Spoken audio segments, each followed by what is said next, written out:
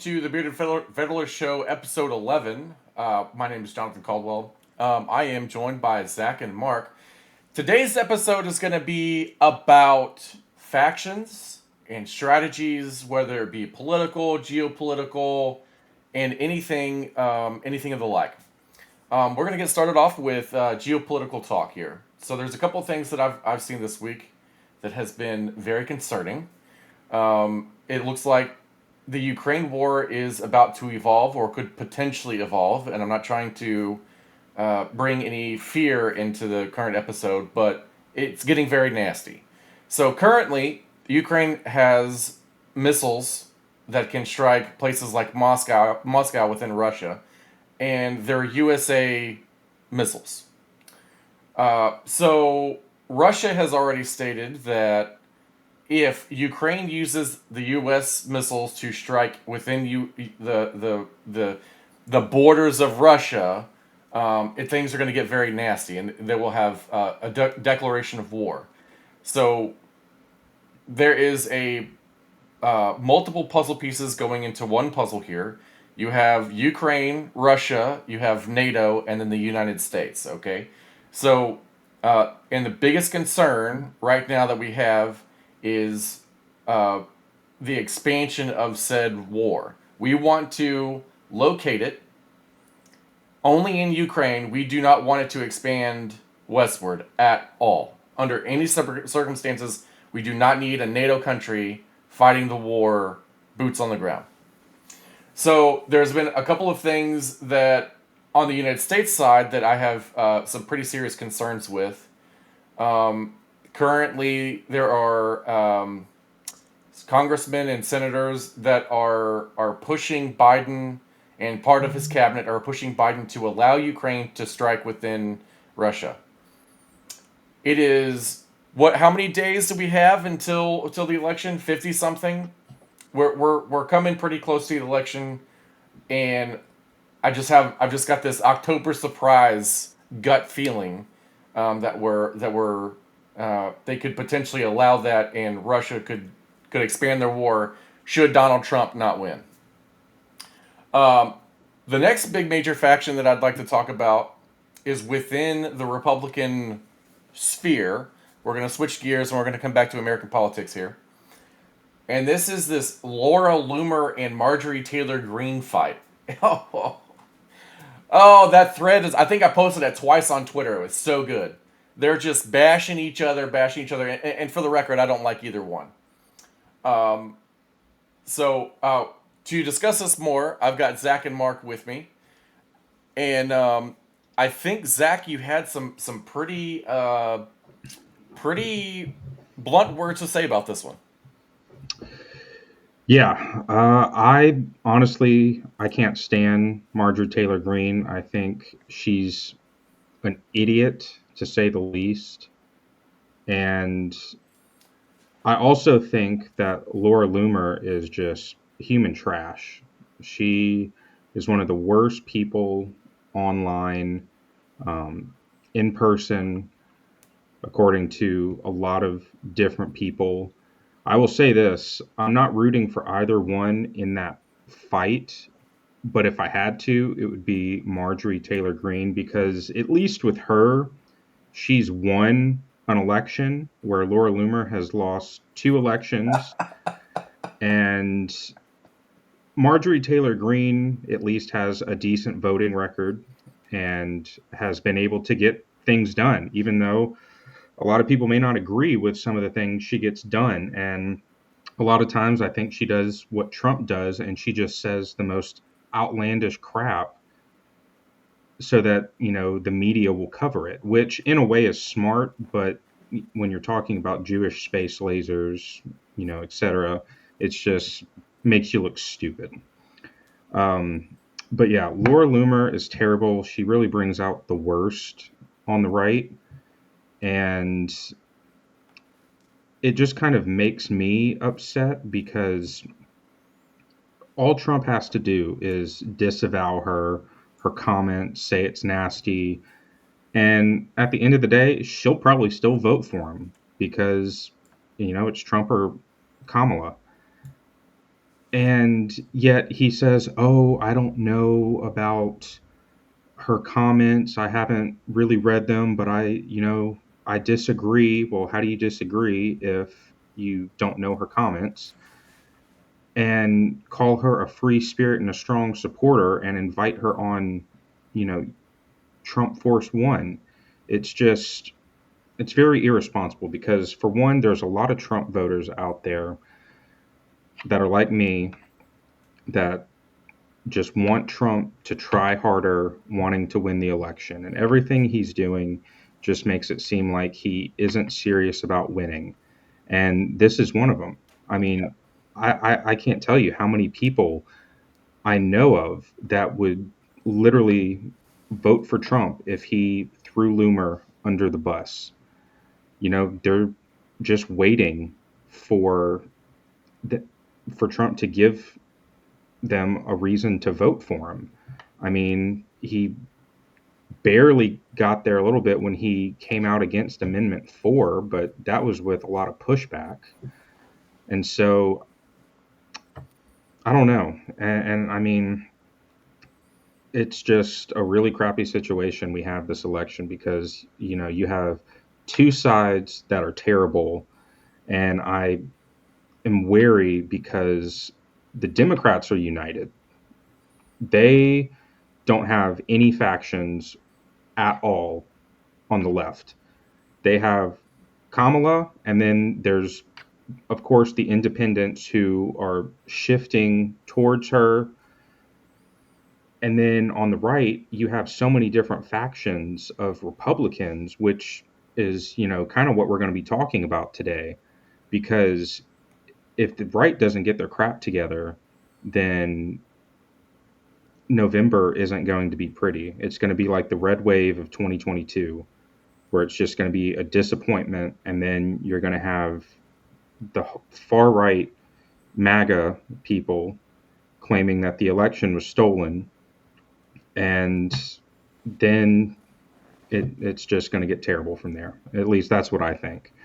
And we're going to be talking about these six factions of the right currently.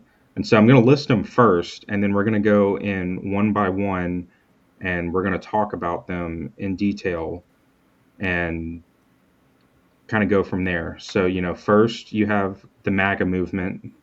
Those are going to be your hardcore Trump people that nothing is going to deter them away from Trump. Then you have your Trump voters.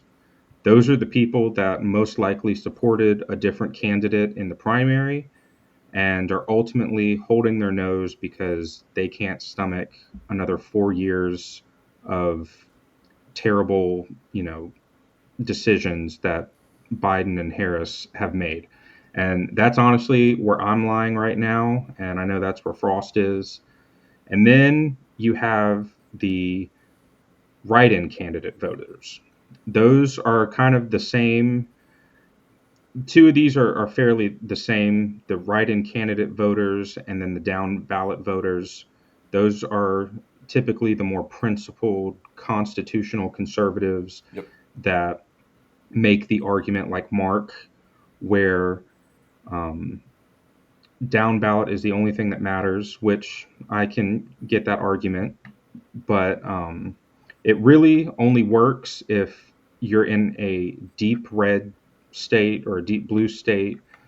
And so if you're in a swing state, that kind of doesn't work. You kind of have to figure out if that's really a move that you want to make and kind of throw your vote away. Then you have the stay at home voters. That is honestly where my wife is, because she's not really political at all. I think the only thing that kind of makes her political is, I would say, the gun violence kind of got her a little heated the other day. We kind of had an argument about that, which, it's understandable. But, and then anything involving our son. So she's fairly to the right in that regard because of our son. And all the crazy things the left do. And then after that, we have finally the last faction of Republicans, at least. Did I miss one? Well, I was going to say the down ballot and write-ins are two separate ones, but I'm kind of counting them as one. Oh, okay. So then you have the stay-at-home people, and then of course, lastly, the Republicans for Harris. Now, online, a lot of people call them Kamala conservatives, but to me, I don't really like that name because it kind of fuses Kamala and conservative, and there's nothing conservative about that. So I just say Republicans for Harris because Republican and conservative aren't synonymous. So they used to be, but they're not anymore.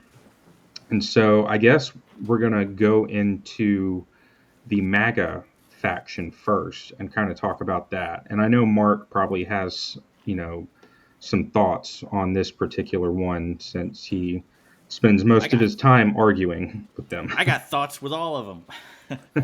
So um, there's an there's an element with any group that you have um, that are hardcore.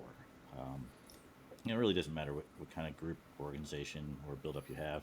They're just going to be hardcore into that. It actually becomes their entire identity.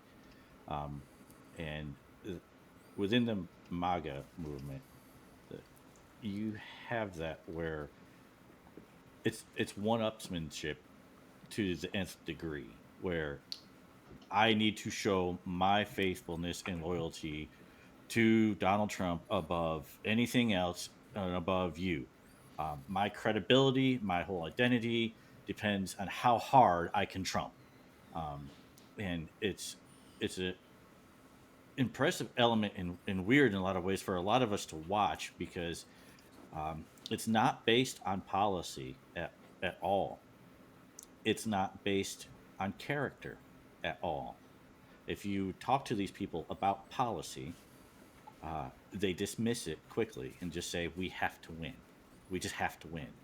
Uh, my question is, what are we winning? Like, what does that mean? Like, it doesn't mean anything. Okay, you put somebody in the White House.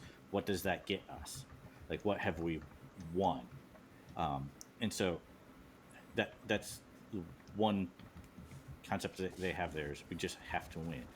Um, I, I see this group, this element, as very, very indicative of populism in general, and we're going to get to that later in the show. But it's a tremendous example of it run amok in what it looks like. It's very reactive. It's very single focus oriented. Um, and so yeah, you challenge them on policy. That's one issue. You challenge them on anything else, they they twist and turn with that. So it's a movement that's not based on any policy or idea other than Trumpism, just getting Trump win and winning at all costs. I think Loomer is an awesome example of that. I think she's a like the pristine example of that. She has said over and over and over, and she's made no bones about this. I hate the Republican Party. I want to see it destroyed. I mean, she has said that repeatedly, but she is all in on Trump. Um, and Well, there's a well, number of not reasons for that. not Um, just that, but literally all that I heard last year was, "Oh, no one knows who Laura Loomer is." She had at that time she had 400,000 followers on X. mhm. Now she's well over a million. Caitlin Collins was asking questions about her. Bill Maher had an entire segment on Yep. her. And when Bill Maher, he was right in this regards. He's like, she makes Marjorie Taylor Greene look smart. Right. Like Right. it's just crazy because Trump is in a position now where he's having to make statements, and instead of throwing her under the bus like he has everyone else, he's just welcoming her, saying, "Oh, I don't agree with her, but eh, if you don't do that, then no one's going to believe you." And Yeah. so And it, it this is Yep, the perfect example of what I mean by their entire identity is wrapped up in it. Those that follow her are staunch defenders of her, regardless of the trash that she spews. And the reason that she is so like attached to Trump has nothing to do with ideology at all. And she has said this over and over. She has said, "I'm not a conservative." She has said, "I'm not a Republican." She has said she hates them both. She has said she will try to destroy them both. Like, she has said these things. So it's not about ideology at all. Well, to be A fair, few Trump years isn't a ago, conservative either. So I mean, right, right. But a few years ago, Loomer got called out and exposed for being a massive fraud, and it tanked her career drastically. She was just removed from every place. Nobody was paying attention to her, and she went through a massive bout of depression. She posted videos of her breaking down, going through depression, basically, "Why doesn't anybody love me?" type thing. She was suicidal. She ended up getting Baker Act, um, and so, like, she went off on this. Trump gave her a purpose to exist. In her mind, he has saved her life. In her mind, he is the reason for her to exist. So her entire identity is in this Trumpism, um, and so it just snowballs down. You see the circle of people that Trump has pulled in with her, Alexander, Roger Stone. I mean, just really trashy, horrible, subhuman people, that just say the most vile, disgusting things, not to make a point, just to be vile and disgusting. Like, that's all they want to do. They want that shock value. It's like middle school politics. Um, it's really all they want. And he is of the same mindset, so he makes that circle in there. And so this MAGA element, they're not focused on ideology. They don't care about values or principles or even specific, um, things to win, to accomplish. They just want power, hmm and that's kind of the concept of populism, which we'll get to later. But then you move on to that next group of Trump supporters. There's a lot of Trump supporters. There's Trump supporters that were never, for like DeSantis or Haley or anyone else. There are Trump supporters that aren't even conservative, that still support him, and there are conservatives that support him. Well, as I say the word support, are voting for him, yeah. because they see this as a lesser of two evils, and they have their own personal reasons, for doing that. And so they are voting for him based on a whole myriad of reasons. Everyone's got their own reasons, um, and so I try not to knock that. Uh, And so and, yeah, and again, I have mine because obviously this is where I fall. This is where Frost falls. I think the biggest thing for me is optics. I think with Trump as president, obviously, when you're talking about the economy, inflation, everything, I get every single argument I hear from the never Trump, you know, faction. And I get all that because I argued it during the primary. My thing is, there's no doubt between Joe Biden and Kamala Harris and Trump, which gave off the strength, you know, factor. Trump gave off, the strength factor. If you mess with us, we're going to blow your ass up. Mhm. And we had, world peace when he was president. I'll give him that. And so my thing right now, especially with the whole Russia Ukraine thing, I would rather have Trump as president than have Kamala as president because I think there's a side of the world that they just view women as weaker. Not saying that they are, but especially with Kamala's policies, they make us look weak and they just make us weaker as a nation. let me ask you Immigration. this: when Trump was president, uh, Russia m- toyed with the red line with us in Syria, and hmm Trump nailed their base, like bombed their base, and said, "Back off." Do you think Kamala would do the same? No, I don't. I think that's a powerful argument. Um, it's not enough to persuade me to vote for him, No, but I think it's an and effective argument. Like it's yeah, a no, good position. and I get that. Another thing for me is optics, whereas even though I disagree with a lot of the things Trump does on camera, because obviously you see pictures of Trump holding a Bible, going to church on camera. I know he doesn't really do that. He does that for the camera. But again, it's about optics. And he gives off the optics of patriotism the way it used to be, at least. Whereas you fly the American flag and only the American flag, you're not flying, a rainbow flag, a trans flag. You're not um, having all of these trans awareness days on Easter. What It, about the Gadsden flag? Because that's what I'm currently flying. well, there's things like that. State flags, Gadsden flags. Those are different from a flag that is literal ideology that is evil. Yeah. And so, to So that's one me, of the things. I want to go to Target or Walmart or I know, Target, Starbucks, all those places are very, very liberal, but I want to go places and hear people say Merry Christmas.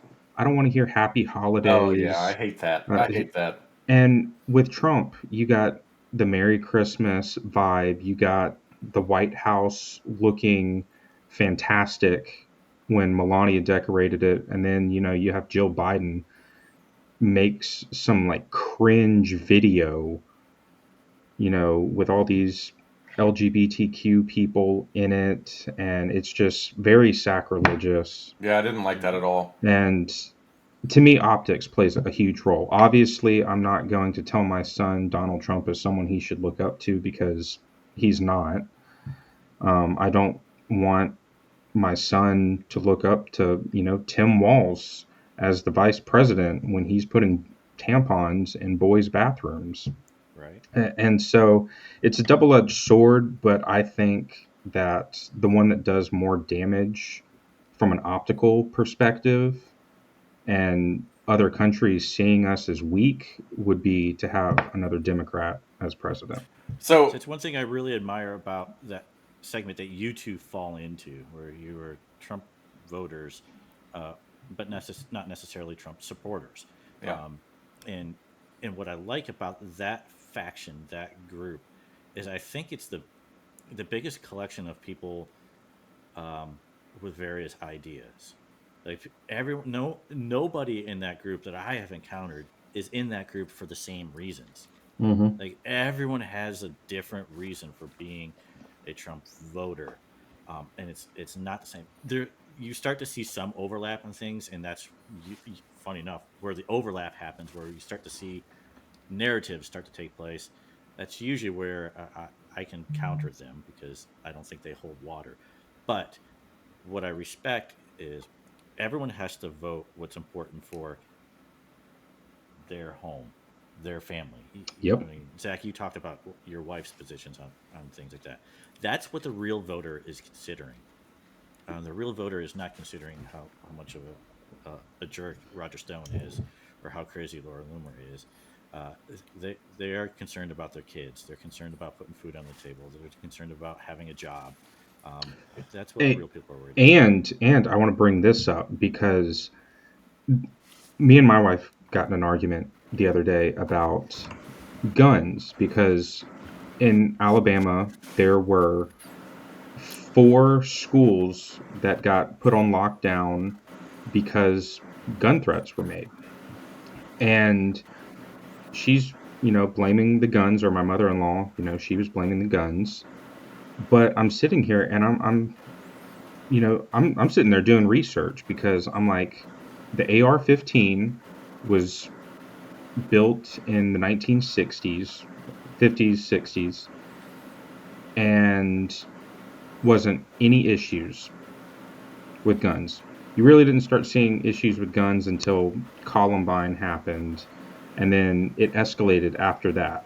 And two things that have escalated since then with gun violence, it's mental health and it is um, pharmaceuticals. And one of y'all, I don't know if your mic is on, but I hear some background noise. What? Mine? Yeah, yours. But anyways, so when you have people on so many different medications and they're depressed, they're celebrating mental health, problems like, oh, yeah, sorry, I'm just depressed. And people, especially Gen Z and the millennials, they make jokes about mental health, and I'm like, this is one of the reasons why there's so many problems. And then you factor in the mainstream media, who every time there's a school shooting, they plaster the picture of the shooter and the name of the shooter everywhere, giving them notoriety. And these kids go down in history as school shooters. A lot of these people just want to be remembered. And one of the things I admire about Ben Shapiro on the Daily Wire is they refuse to say the shooter's name, show their picture, give them any notoriety in the slightest, because that's really what causes these school Yeah. shootings to happen. Yep. Yeah, So media something sensationalism. something that I'd like That's to point out, and to get back to the strategy portion and of the factions. So, and I'm pretty sure Mark is about to say this or shake his head. Yep, that's it, exactly right. So there's multiple tools that the government has, and I say government is the congressmen and senators and the Biden administration or the current White House administration has to influence something that they want to bring to the table. So, for example, when they're trying to push gun rights, the only thing you're going to see on mainstream media is how bad guns bad, guns bad, guns bad. If I tell you every single day, every single minute of every single day that guns are bad, and then we go, we're amazing. We just wrote this bill, and it's going to it will remove all the guns. You won't have to worry about that anymore because we're awesome. We're so awesome. You vote for us again. Vote. That is exactly what's happening with this. Going back to what Mark said about Donald Trump bombing that base in Syria, the Russian base in Syria. So one thing that I can respect about Donald Trump, and the one thing that I like about him the most, is he does not give a rat's what people think. When it comes to strategy and when it comes to getting something done, he will literally shove it up your bum to get something done. if it'll make him popular here. Also true. Also, Yeah. yes, Yeah. that is true. So, for example, what was it, like some Taliban guy or some whatever dude, and he was trying to negotiate with him, and he said, "You're not going to do this. You're not going to do this." And as he's walking away, he flicks the picture of his house and a picture of his family at him. It's like, that is the most goat thing I've ever heard. Like, you want to talk about somebody that's going to fight? Yep. That guy knows how to fight, and he knows how to be evil. Yep. That's what America needs. All right. Yeah. So Mark, if you want to go back to the media thing and strategy. Oh yeah, no, I mean it was that the media I lay at the responsibility for the gun violence that we're seeing big time. The sensationalism that they drive, it feeds uh, the the mental illness of nobody's listening to me. I need to be heard. I need to be seen, and I'm going to make myself heard, seen, and this is what I'm going to do. Well, yeah, because you have the highest amount of mental health issues that we've ever had. And then you look at all the factors, the highest amount of gun violence occurs with handguns. It's not, By far, AR-15s. Those are just the ones that make the news. But, I don't even know how many shootings happened in Chicago or St. Louis over the weekend. But you have, I looked this up earlier. It's like St. Louis, New Orleans, Memphis, Birmingham, and I think maybe Detroit or Chicago. Those are like the 5 cities that have the most gun deaths. And what And do they all have in common? they are under Democratic leadership, and they all have strong gun laws. Well, I'm not sure about Birmingham or Birmingham does Memphis, not. but I know the rest have really strong gun laws. But they all have Democratic mayors, and it doesn't seem to be doing anything. And so, Yeah, I could take us down a whole line of uh, Second Amendment gun stats and everything. This is something I've nerded out over on years, um, and so we can do a whole episode on this. Oh, But I do want to get yeah. back to the next faction that we had up there. I call this next group the dropouts, um, and basically it's the people that are just not going to vote. Like Zach's wife had mentioned, they're just um, either one, they're not politically interested in politics at all, which is a substantial portion of our society. They just don't care about politics. It's not on their radar. Um, it, they have no interest in it whatsoever. That's a huge group. Um, but there are people that are even within that group that don't feel that their vote actually does anything, that their vote matters. A lot of people feel the system's so rigged that there's no point in voting. There's people that um, just don't like either candidate, and so they're just not going to participate. There's a whole bunch of different people that fall into that faction, that category, um, and so that's a group that's just said we've had enough. We're out for whatever reason. Again, they all have their own reasons.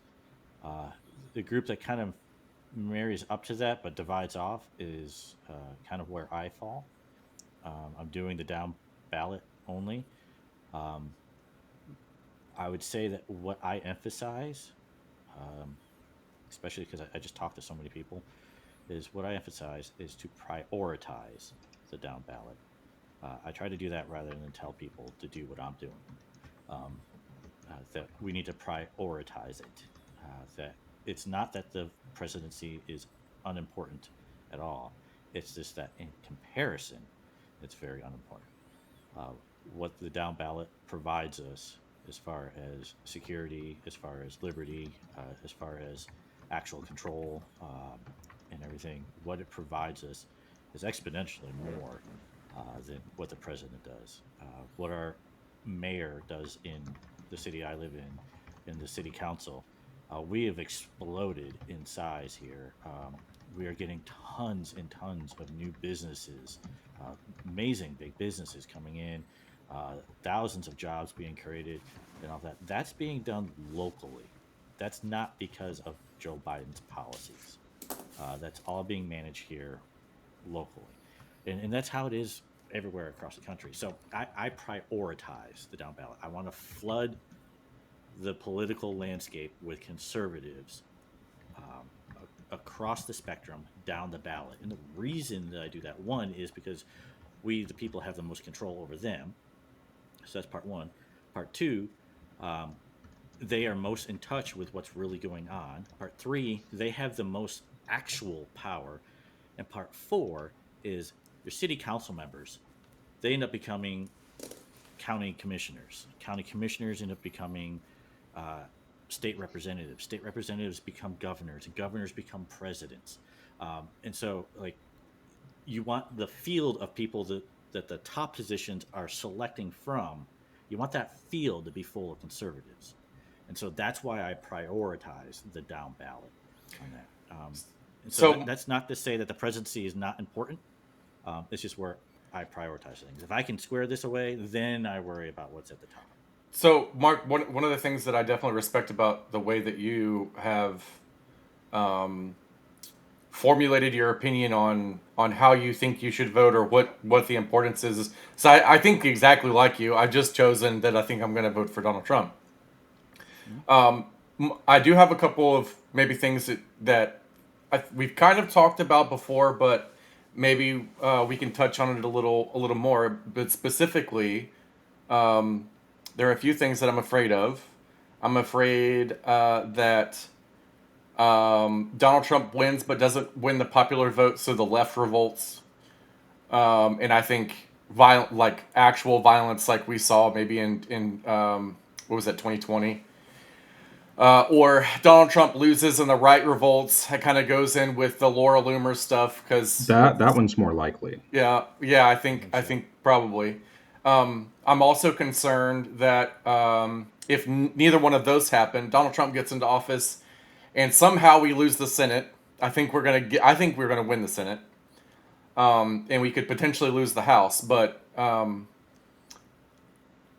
if Donald Trump wins and the Senate, this is where your down ballot races and things really come into play.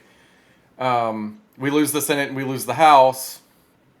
Donald Trump wins, he's out.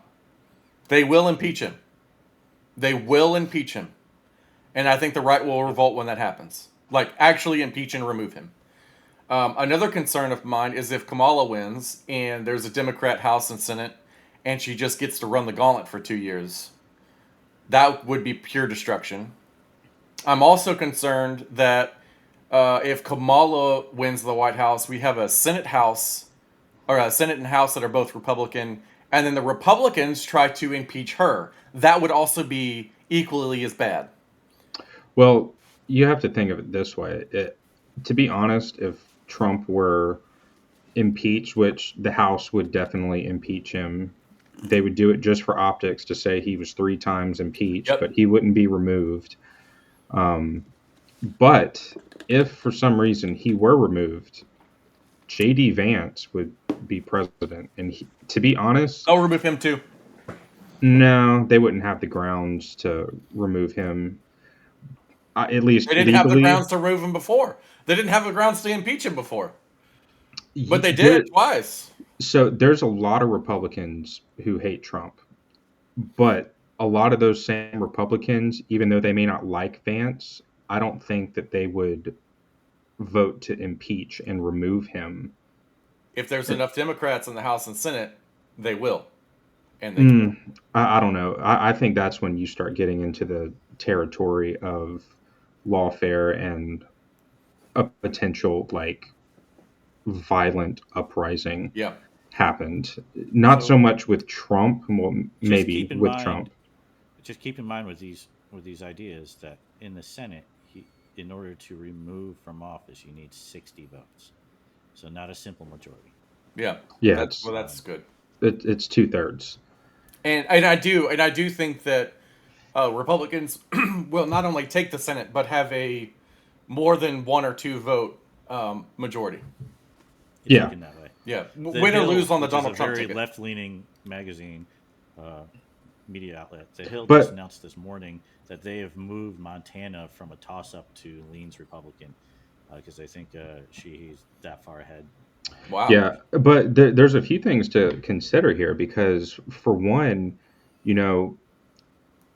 when you have if we have a Republican Senate, it's interesting because I feel like Republicans are better playing defense sometimes than they are offense.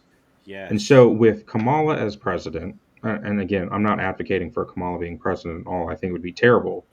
I think Republicans are more likely to stand up to Kamala than they are to stand up to Trump. Because if Trump wants to move something through, for example, his stupid policy in regards to government paying for IVF, I don't think a lot of Republicans in the Senate would fight him on that because, for one, Trump would try to ruin their political career after that and likely succeed. I mean, look what happened with, good conservatives like Bob Good and others.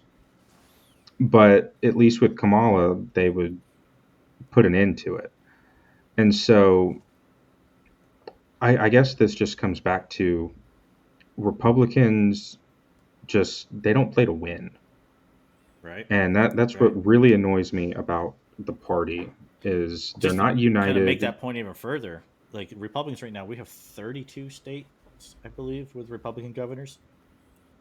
I think it's 32. It might be 28. It's right around there, right around 30. So let's just make it 30. So a majority of them. The Constitution does not have an enforcement mechanism for federal law. It relies entirely on the cooperation of the states to do the enforcement of that. And there's this whole concept of nullification by the states of federal law, and we've seen it happen a number of times. Uh, for example, the Fugitive Slave Act. The Supreme Court ruled, hey, North, you got to return slaves to the South. The northern states just decided not to play the game. They're like, you can't make us. And so most of them just would not participate. We saw it during Prohibition, where it was not legal to possess or sell that. We had 18 states that had laws on the books saying, you know what, you can buy, consume, and sell. They were just basically come make us. And even now, we see it with marijuana. We have several states, even though it's still federal law, that it's an illegal substance to possess, to sell, to handle. But we have several states now that have that on the books as being totally fine. Well, again, because there's not an enforcement mechanism. you And so say people, there's 30 Republican governors, but I mean, some of those Republicans, that was your point. Yeah, I was getting to that with your point that m- they roll over. yeah, I mean, you have what's his name, DeWine, Yes. and then what is it? Is it Larry Hogan? Yep. He's another one. They are just spineless, Yep. and they might as well be Democrats at this point. Right out of my head. Yep. That's how we got the term rhino. Yeah. But yeah, so we have these mechanisms in place that are totally legal. The founders talked about specifically themselves. It says good. The Supreme Court has held up. Um, the Supreme Court has said several times states do not have to enforce federal law. And so we got these mechanisms where that's when I talk about the down ballot being so powerful, and we and the right have not learned how to use it like the left has. Where the states are far more powerful than people realize. Our county sheriffs and DAs are far more powerful than people realize, and so that down ballot is priority for me. I think if you have a strong conservative down ballot, it matters very little who's at the top. It does matter in what we started this show on today with foreign relations. Like Yep. that's one of the primary jobs of the executive office, and so that part really does matter. That's not something the states have any role in. That's not something um, other like the House has a lot of control over that with funding, but other than that, they don't have. They're not involved in the diplomacy, and so that's a huge deal there. The next faction that we had after the down ballot only was It's the can't find my last one. notes. It is the Republicans for Harris. Yeah. Yeah, these Um, guys. Now there are some of them that are actually quite detestable. There's some of them I think are just not thinking straight. There's some of them that I don't really understand why they're doing what they're doing. There's a lot of them. I can give you the strongest argument that some of them have, um, and it will be easy enough for you guys to poke holes through left and right. So the strongest argument goes like this: the biggest threat to America is leftism. It's the woke left. It's Kamala Harris type people. They are the largest threat that we have and we face.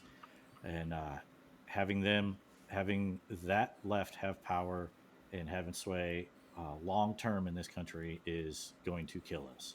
It's going to absolutely destroy the United States of America. They view it, like Reagan said, that it's the last best hope for liberty, and that we're only one generation removed.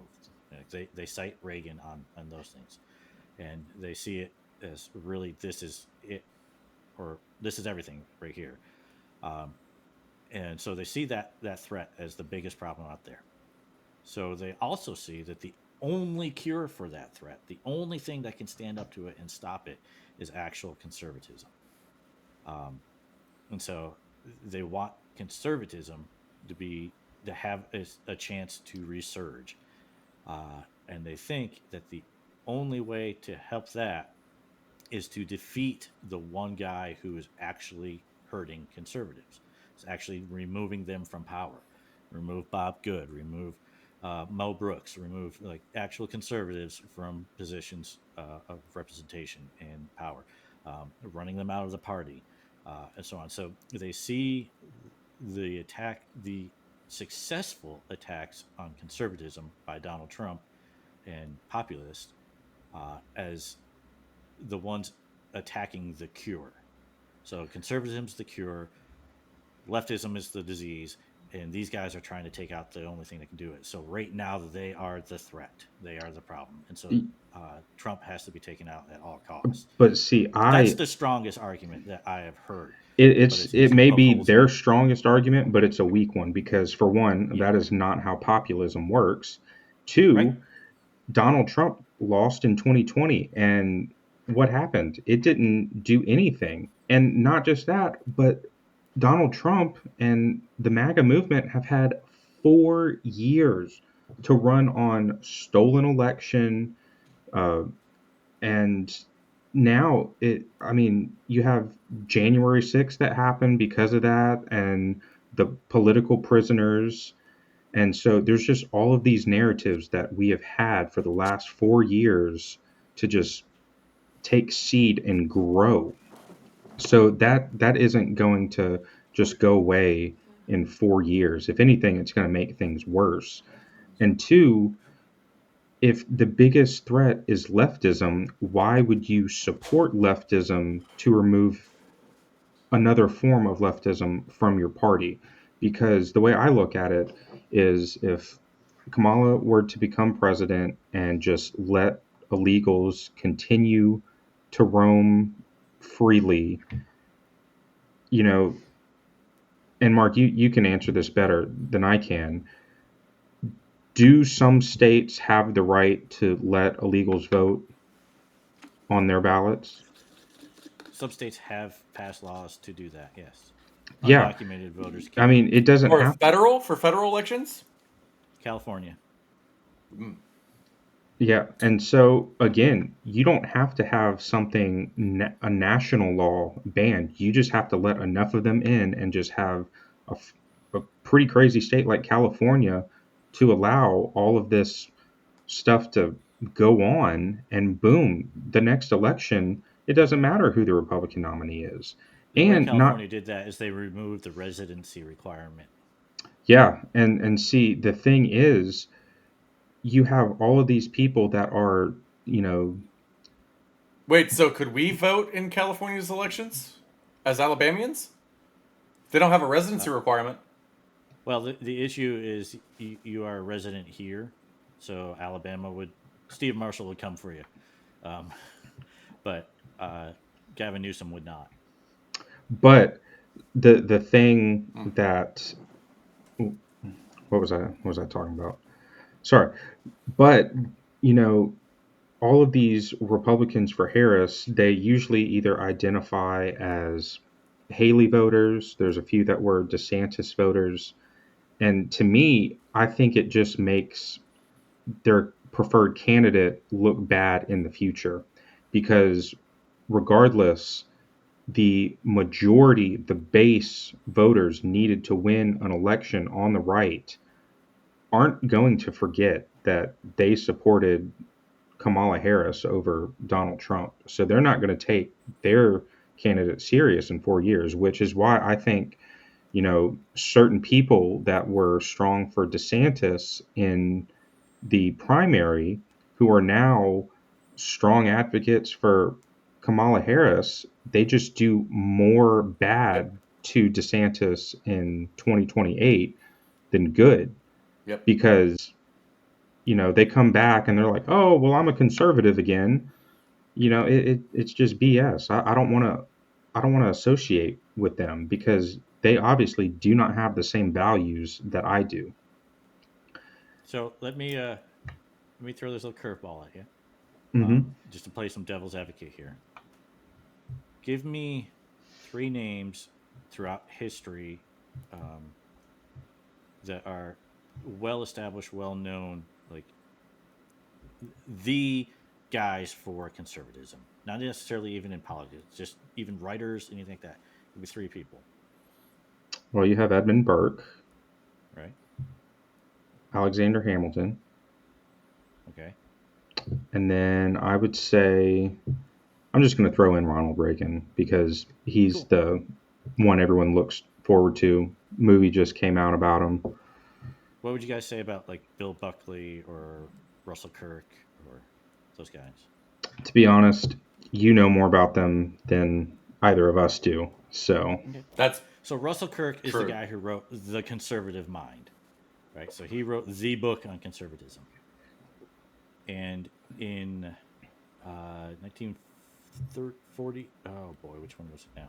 It was I know FDR. what you're So, about to say regarding Russell Kirk. yep. So he, instead of voting for FDR and instead of voting for Dewey, he voted for The the socialist. Socialist Party guy. But the socialists had no chance of winning. Whereas if he had voted for the actual opposition, then I think it would have been different. And I remember me and So you had you this. equate that to a write-in Yes, I as equate a that to protest a vote. write-in as a Cool. protest vote. Yep. But you also have to realize that the 1940s is not 2024, and 1940s is a pretty rough decade. and just because he did it doesn't mean we should do it. I Right. forgot the name of that. I think it was a fallacy that you had mentioned a while back. Yep. So the it's a false equivalency Yeah. is what that is. But um, wh- the argument that they were pushing back with citing him and pointing to him is that Russell Kirk is well established as a conservative. Nobody questions that. Yet he did this thing. Does that make this person not a conservative? Um, I think some of those conservatives, and I'm going to call it that, um, for this, I think some of them are actual conservatives.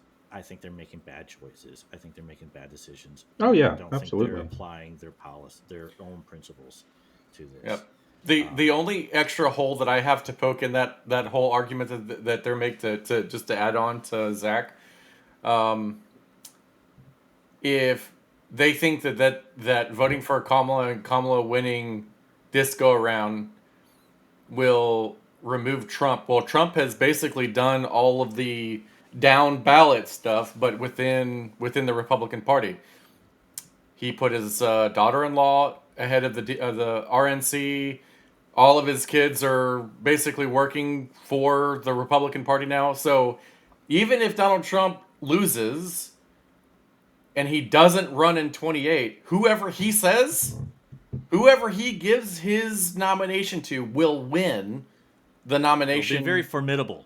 It'll Yeah. be very formidable. Yeah, Or MAGA's not going anywhere yeah. because I Trump think you loses. have to fight this from a right point of view and not a left point of view. And so I say that because I think you have to remind people that conservatism is still the best chance at beating leftism. And you see that with DeSantis. Now, granted, DeSantis versus Trump in the primary, it was a blowout, sadly. Hmm. But I think now, people still think DeSantis is a great governor, and he's got to stay that way Yep. because if he wants a future, he's got to be in the good graces of the other factions in MAGA. Whereas you have Haley voters who the only people in the Republican Party who would vote for Haley are the 20% that are Haley voters. If she tried to run again in 2028, it doesn't matter if Trump's the nominee or not. No one is going to vote for Haley. So that brings us to the next very question. There Yep. is unity possible? Um, Oh, I thought we were with doing this, populism versus conservatism. we could do that. What Yeah. I just thought it rolled into this one. No, we'll do I'm sorry. unity next. Yeah. So, yeah, like, is it possible? Because all of these factions have their own reasons. Like you've got the extreme hardcore MAGA which are not based on principle. And on the extreme other side, you've got the down ballot only and the conservatives that are only principle only. Um, is there any hope to bringing this together? Can someone like Ron DeSantis do that? Can Brian Kemp do that? Can uh, Reynolds do that? Can Abbott do that? Can JD Vance do that? Can like is who can bring these guys together? Is it even possible? I think, honestly, I think this election, it's not possible. You got too many factions, and, we have like less than 60 days until the election. So I guess we're kind of just scrounging, hoping for the best. Now, as far as 2028 goes, no one has more W's than Ron DeSantis. I think if Trump wins, JD Vance is a huge contender in 2028. If Trump loses, DeSantis, I think, should be the front runner. But I don't know. It's just one of those things where if Trump loses, DeSantis has a shot in 2028, maybe. But if Trump wins, it's going to be Vance. But at the same time, I like Vance. He's smart. I don't agree with everything he does. I don't think he has as many wins as DeSantis, but he's not the worst either. And so I just hope that in 2028 we can move on from the entertainer and go back to actual conservatism, because I'm tired of hearing people talk about Vivek and Oh God. other people who haven't done a single thing for the conservative movement or the I think he'll Republican be a strong Party. contender, though. I do too, and I hate it because he hasn't done anything. I honestly think he should run for governor, or Senator. be a representative, a senator, Yep. something. I think he'd do fine as a senator. I mean, he's got the money to front the race and get some things done and prove to the Republicans and the conservatives out there that no, I'm not just all talk. I will actually fight for you. And that was the biggest problem I had with Trump when he was running in 2016. I voted for Trump in 2016. I did not vote for him in 2020.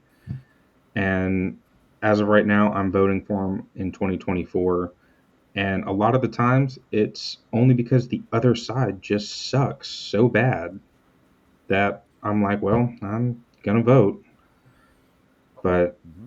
yeah, it sucks. I mean, Ron DeSantis was the first candidate I ever voted for that I was proud and happy to vote Right. for. But, it is what it is. Populism versus conservatism. It's going to take a lot to root the populism from the party, but I think someone like Ron DeSantis can, because a lot of times people think that conservatism isn't effective because we don't win. And I always tell them, what about George Bush? What about Mitt Romney? What about John McCain was conservative? Right. Because neocons, I don't really equate as being No. conservative. And Nikki Haley, no, she's another establishment neocon who She's a doesn't Democrat. hold conservative values. And so that's the thing. We don't put forward conservatives who can win. We put forward neocons and people who lose. And we just say, well, they were the candidate. Well, that's not good enough. You actually have to put Anytime, someone. anytime in the last 50 years, actual conservatism has been on the table, it's dominated. I mean, you see Reagan took over the country, right? We point to that. A lot of people forget in our just so recent history the Tea Party movement. What it did in 2010 alone is just astronomical. It's never happened in our country before, but it's because conservatism was on the table. They, in 2010 alone, I mean, our state here in Alabama, we had 150 years of Democrat rule. In Mhm. 2010, the Tea Party flipped it. Right? So, like, it was incredible. They did 680 seats throughout the country in 1 year. 20 state legislative bodies flipped, 11 governorships. Like, it was a tsunami of Yep. change because it was conservatism. People actually really want conservatism, like true conservatism as a base. Why? Because it's not reactionary, it's not crazy emotionalism. It is effective policy built on institutions that have withstood the test of time. Like, it is something that just works. Um, and that's why DeSantis has had such success in Florida. Is he and the GOP there have just put down raw conservatism, and it works. There's nothing better for liberty for people than that. The institutions that it's built on are just the bastions of liberty. Um, and it's focused on the individual rather than a group. Like, conservatism recognizes that you as an individual are such. There's nobody else in the world like you. You don't fit into any group. You don't fit into any label. Um, like, I can't identify your politics because you are gay.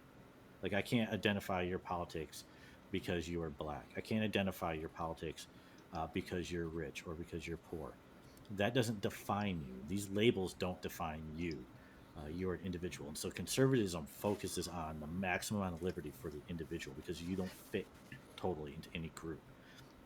Conversely, the left, their policy is all on communities, is on groups. And so when they do that, they leave out the individual and it just falls apart. Yep. Somebody gets oppressed because of that. Somebody gets left out because of that. And so the power of conservatism is just unrivaled. Now, you have populism on the other hand here. Populism exists both on the left and the right because the only thing that populism is an us versus them mentality. It's not built on any kind of principles. It's this person versus the elite. Whatever they define as the elite at that time is what it is. And so the only goal for populism is to win. What they do after they win becomes a problem because now they are the elite and the cycle continues. And so there's nothing to be advanced. There's nothing to stand on. And it's like the scripture says, the wise man built his house upon the rock, where that would be conservatism, where populism is built on sand. It's shifting. It's not solid. There's nothing there, and that is why we see the GOP shifting left so hard Is because that we Matthew have 7? um, I think no, so. Matthew 7 is the Beatitudes, Hmm. but the the shift to the left is because populism has taken root and it has no values. All it wants to do is win, and so it's looking for how can I pull in attention? How can I get people to side with me to win? Not how can I advance this policy or how can I move this agenda along. It's not built on that. It's strictly about winning. Um, and we have had in this country an actual populist party before. A lot of people don't even know that. In 1892, there was the election there, and they actually won several states, had over 1 million votes in the presidential election in 1892 for populism. And what was on their platform? Um, Popular vote for the Senate, that 17th Amendment.